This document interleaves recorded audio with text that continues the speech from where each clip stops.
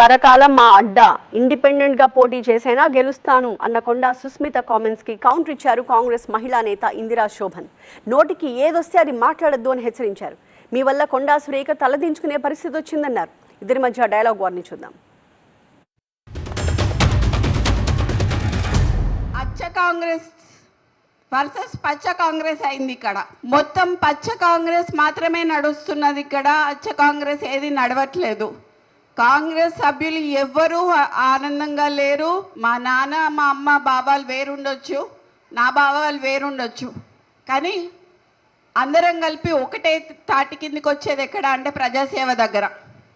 ప్రజలకు సేవ చేసుకోవాలనేది మా ముగ్గురులో ఉంది కాబట్టి, ఆ రక్తం నాలోనూ ప్రవహిస్తుంది కాబట్టి ఈసారి ఎమ్మెల్యేగా గెలిచి ఇప్పుడు కాదు ఇంకొక 20 ఏళ్ళు నేనే ఎమ్మెల్యేగా ఉంటా అని చెప్పి చెప్తున్నాను. నేను రేవూరు ప్రకాష్ రెడ్డి కానీ వాళ్ళ తాత కానీ వాళ్ళ అయ్య కానీ ఎవరైనా కానీ నేనే ఇక్కడ ఎమ్మెల్యేని, ఖచ్చితంగా నేనే నించుంటా, నేనే గెలుస్తా. అర్థమైందా?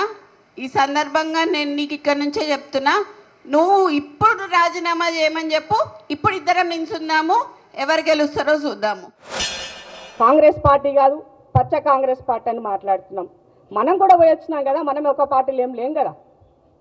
ఎవరం ఎక్కడ పోయినా ఏడికి వచ్చినా ఒక గూటికి వచ్చినప్పుడు ఆ పార్టీలో ఆ పార్టీ లైన్ బట్టి ఆ పార్టీలో పనిచేయాల్సినటువంటి బాధ్యత అందరిపైన ఉన్నది. అందరం కుటుంబ సభ్యులుగా ముందుకెళ్లాల్సిన అవసరం ఉన్నది.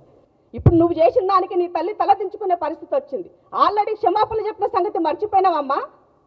మళ్ళీ అవే మాటలు రిపీటు, అవే అహంకారమైనటువంటి మాటలు. అసలు ఏంటి నీ చదువేంటి, నీ సంస్కారం ఏంటి? నువ్వు చక్కగా చదువుకొని వచ్చినావా, పోతే ఎవరైనా రాష్ట్ర పరీక్షలు రాసి వచ్చినావా?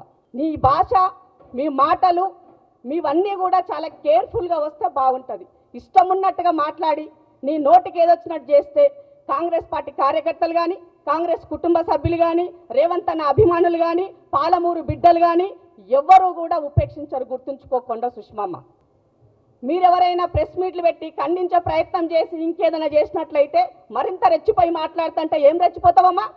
రెచ్చిపోతా పుచ్చిపోతావు, గుర్తుపెట్టుకోవాలి. పార్టీ కష్టపడితే అధికారంలోకి వస్తే కార్యకర్తలకు కింద ఏం కావాలని అడగాల. అది నీకు దమ్ముంటే అది అడుగు. లీడర్కి ఏం కావాలో అది అడుగు, దమ్ముంటే. అది లేదు, మా ఇంట్లోకి పదవులు కావాలా, నాకు పదవులు కావాలా, నేనే ఎమ్మెల్యే. ఎవరమ్మా నువ్వు? ఏం చేసినావని?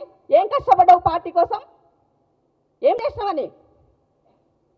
ఇక్కడ ఉన్న ఈ ప్యానల్లో ఉన్న 5 కూడా 10-15 సంవత్సరాల నుంచి దొబ్బించుకుంటున్నాం. ఇదేనా మీ భాష? ఎమ్మెల్యే టికెట్లు ఇస్తారు అంటే ఎస్, ప్రజెంట్ ఉన్నటువంటి ఎమ్మెల్యే కాబట్టి ప్రజలకు భరోసా ఇవ్వడం కోసం చెప్పింటారు. తప్పేమున్నది దాంట్లో?